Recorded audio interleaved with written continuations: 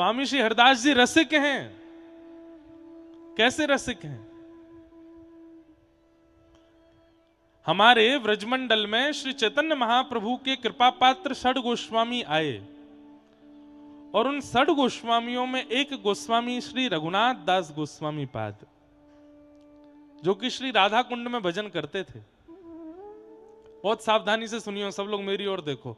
नेक रस की बात करके फिर कृष्ण जन्म के लिए चलूंगा। महाराज जी मैं अपने बस में नहीं हूं या भाव सो मैं कुछ कर ना पा रहा। मैं सोच के तो यही आयो कि आज कृष्ण जन्म ही करूंगा, लेकिन आ रही है बात। एक तो पूरी रज बिछी हुई है यहाँ पे, श्री बिहारी जी, कुंज बिहारी जी विराजमान है। सब व्यवस्था ऐसी है कि मैं कहा बताऊं।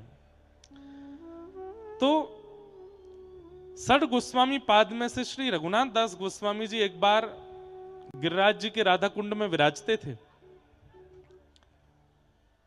तो श्री राधा कुंड में रघुनाथ दास जी मानसी कर रहे थे।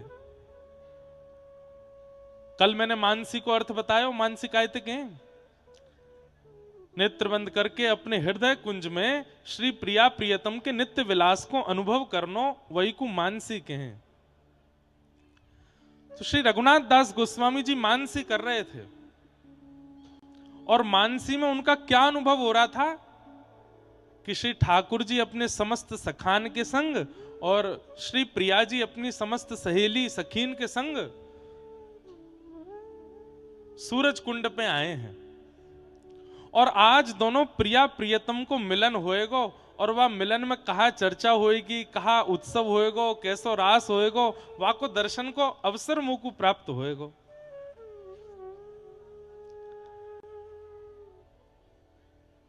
प्रिया प्रियतम दोनों मिले।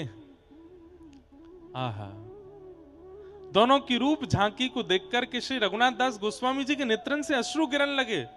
बैठे राधा कुंड पे, पर सूरज कुंड पे जो मिलन है रो, को अनुभव कर रहे हैं।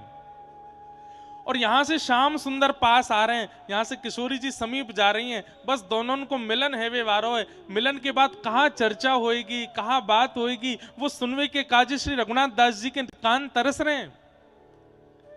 इतने में ही श्री किशोरी जी की नानी जी मुखरा देवी वहां आ गई और मुखरा देवी आकर के बोली, अरे श्यामा, ओ राधा, कहां को चली गई? अब ये स्वर भी रघुनाथ दास जी को सुनाई दे रहा है। तभी रघुनाथ दास जी देखने लगे, कौन आयो कौन आयो। तभी देखिए मुखरा देवी आ गई हैं। तो रघुनाथ दास जी सहचरी रूप में अपनी मानसी में दौड़ के जा रहे हैं। बोले, मैया ने एक देर बाद बुलाए लियो, अभी प्रिया जी कुंड